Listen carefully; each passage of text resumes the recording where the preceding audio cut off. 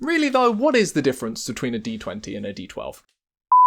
Hello adventurers, I am the Welsh DM, the one Welshman whose accent was sadly killed in the TTRPG wars. And it is the summer of Daggerheart, the latest in a long line of fabled D&D killers to enter the TTRPG space. Daggerheart promises dramatic storytelling, deep narrative-focused gameplay, and heroic fiction for your players, something D&D has never done. I am of course kidding, but Daggerheart has been kicking up a storm, and online there are all sorts of discussions about how it compares and contrasts to D&D. So the question is, which is better? I think it's time we pitted them against each other head to head in the ring to see which one comes out on top as the king of TTRPGs. Again, I am kidding. The real question is, what is each system trying to do, how does it try to achieve it in the mechanics, and how does that impact the experience you will have at the table? I am a huge fan of Daggerheart. I played it in the beta and I'm currently prepping 2 campaigns with a number of friends, but I have also played D&D for nearly 2 decades now, so have an incredible fondness for it. But at the same time, I am under no illusions that either system is perfect or the correct fit for every table in the world. So what I would actually like to do with this video is compare the merits of the 2 systems. What is each one trying to do, how do they differ, and more importantly, why do they differ? Hopefully to hand you the knowledge to make the decision as to which TTRPG is right for you, your players, and more importantly, the way you have fun when you play TTRPGs. So, now we acknowledge that this is an even-keeled video, not trying to bash one system or the other, or decide which one is best. We're all going to be nice and adult in the comments, right? Right?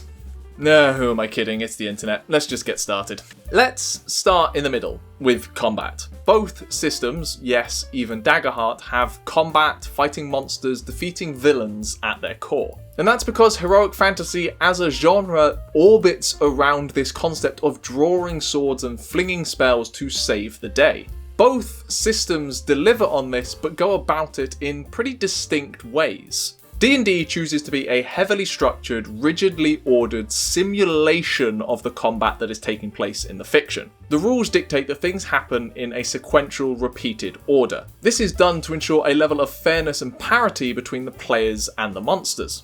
By its nature, this leads to a balanced combat with a distinct mathematical approach to how combat is designed and plays out. In contrast, Daggerheart chooses to put narrative front and centre when it comes to combat. The system is designed to produce cinematic combat over simulated combat. It almost wants combat to become like an action scene from a movie, with focus switching rapidly between active combatants depending on the flow of narrative. Combat is meant to feel fluid and reactive rather than structured and ordered. And in my opinion, both of these methods for combat make sense. One ensures parity for everyone around the table, ensuring everyone has an equal opportunity to impact the outcome of the fight, while the other one chooses to let the story take precedence over equality. And this may lead to some players having more impact on the outcome than others, but it does it for the sake of the narrative. And what I've noticed through playing games and watching them online is because of this fact, players interact with combat in drastically different ways between the 2 systems. In D&D, players tend to focus on themselves and what their character's most immediate, most optimized action is to push the combat towards its final resolution. This often leads to siloed, if incredibly effective, actions. I also feel like this is why D&D combat feels like it takes a while, because each player is so focused on optimizing their one turn they get around, and the board state changes so drastically between their rounds that their plans get messed up along the way. Compare that to Daggerheart that tries to convince players to react to what just happened in the preceding moment, so players act when they have something meaningful to add or advance the scene. This does expose a risk where shyer or more apprehensive players have less chance to impact the game because they're not sure what they can do in the moment, while others just step up to fill the void. Neither system is perfect, but it's important that you understand the differences between these 2 combats and figure out which one is best for you and your players, because in a heroic fantasy TTRPG, you're gonna be doing it a lot. Now, the different way that players will interact with the game is perhaps the most different aspect between the two systems, and something you will need to be distinctly aware of when you make the decision as to which game to play. After nearly 2 decades of playing D&D, I can pretty confidently say that as far as driving the story forward goes, it is mostly done by the DM.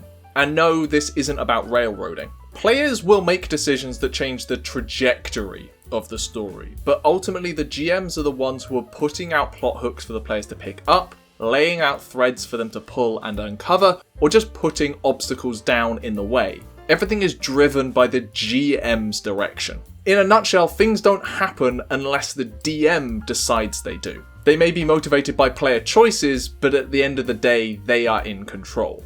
In contrast, my experience of Daggerheart is that it is the complete opposite. The GM may still decide what the obstacle is, but the driving force behind the obstacle appearing at all is the decisions and actions of the players. In Daggerheart, unless the players choose to take a deliberate intentional action, it's quite hard for a GM to advance the story forward.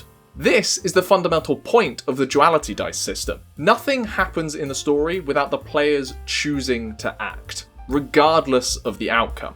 Unless the players take a deliberate action to try and advance the story, it's difficult for the GM to do it for them. Compare that to D&D, where DMs are given almost limitless scope to cause things to happen. This isn't to say either system would completely collapse if either of these things didn't happen, it's just how they're designed to work. Players can force DMs to do stuff in D&D, and GMs can trigger things to happen in Daggerheart. But the point is, the two systems are designed differently and want different parties to drive the narrative forward. So what does this mean for our tables? If your players aren't inclined to take ownership of the story, pull on plot threads, or make meaningful decisions in character, then Daggerheart might not be their style.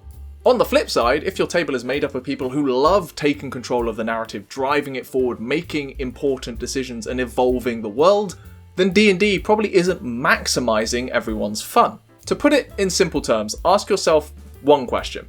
Who is the primary writer of the adventure at your table? The players or the DM? If it's the DM, choose D&D. If it's the players, choose Daggerheart. As much as discussing which system is going to be better for you and your players, it's also important to consider what medium you will be playing the game through. In the modern world, it's an important facet of play. Are you going to be in person around a table, or online using a VTT and voice chat? And this is where I feel like Daggerheart can struggle a little, or at least doesn't live up to its potential. Online play for Daggerheart can feel quite clunky, especially in those combat scenes where you are trying to bounce rapidly off players and the GM. It's much easier to bounce off people, gauge their opinions and whether they want to jump in or take a step back when you're in person and can pick up on those subtle human facial cues that we all don't actually know about. Meanwhile, D&D seemed to actually flourish during the COVID era where we were all trapped in our homes and had to interact digitally. No small part of this is because of D&D's structured, rules-set, gamified way of playing the game, which allowed it to be adapted into VTTs quite easily. Compare that to Daggerheart's fuzzy ranges and fluid narrative motion, which can be quite hard to establish in a computer program. That being said, a number of the community are currently making a lot of Daggerheart ports for VTTs, so good luck to them, and I look forward to seeing how they do. But to be frank, Daggerheart is not shy with its desire for the game to be played in person. The game is filled with tactile pieces, from the domain cards to the little gems that you use as bonus counters to the side cards that go with your character sheets. It wants you to play in the real world and have a real social experience with the other people at the table. Which is great, I love that. But if you predominantly play online like I do, you might end up feeling a little frustrated. Meanwhile, D&D, especially with the 2024 revamp of the 5e system, has leaned more and more into that binary system that would be easily coded within a computer program. The exact cause of this is not worth discussing here, but it does represent a clear divergence in where the two games probably feel like they want to be played.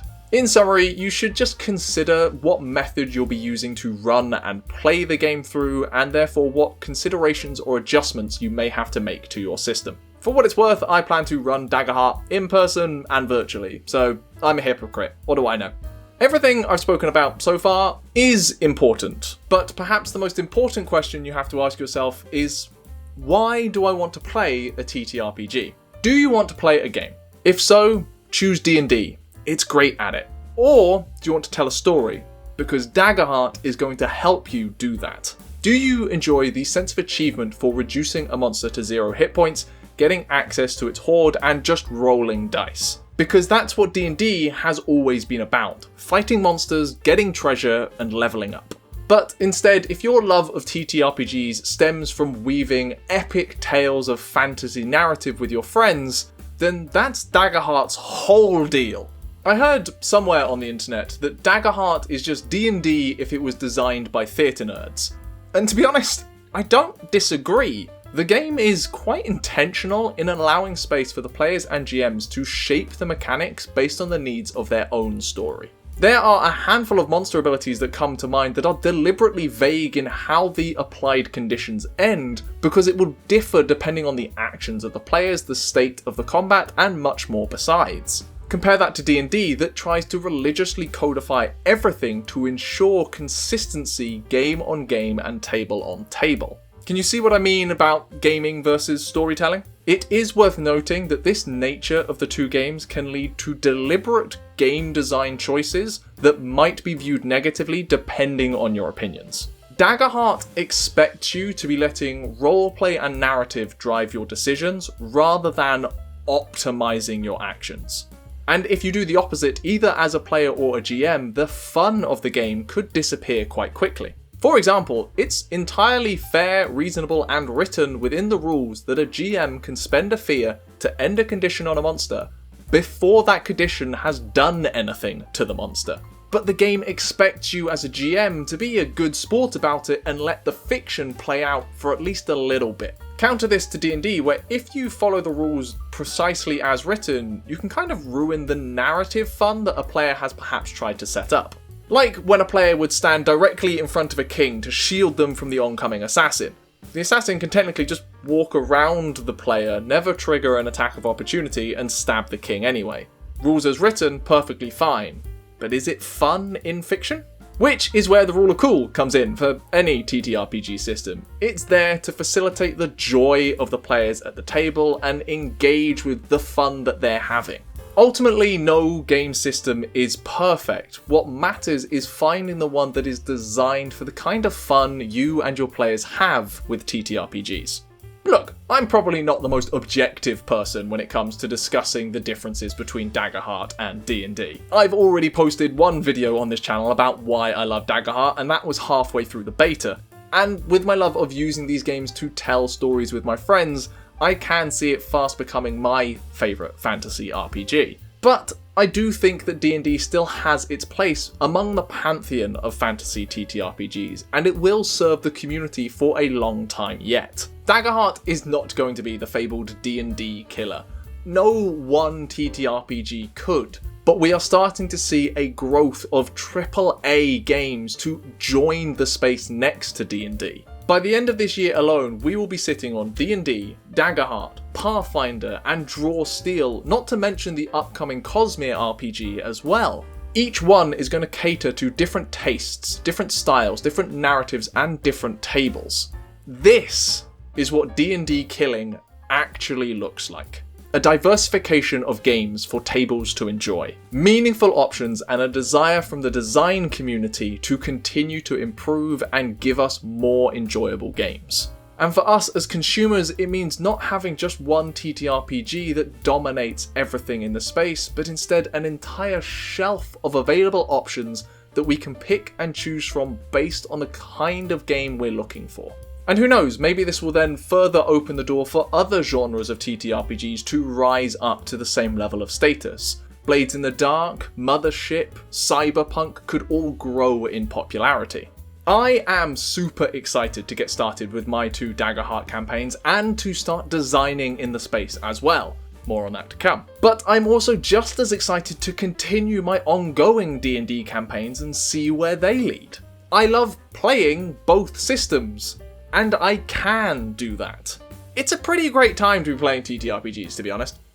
Anyway, what are your thoughts on Daggerheart versus D&D? Have you switched systems or are you planning to? If so, let me know in the comments below as to why you've switched systems. And if you enjoyed this video, please do give it a like as it helps me to roll with hope and stave off the fear of the algorithm. And while you're there, why not subscribe and hit the bell notification to make sure you never miss a video. Anyway, that's it. That's enough discourse in TTRPGs for now. So, until we do this again, you keep an eye out for dragons. I'm going to go see whether I can resurrect my accent. And remember to keep telling stories.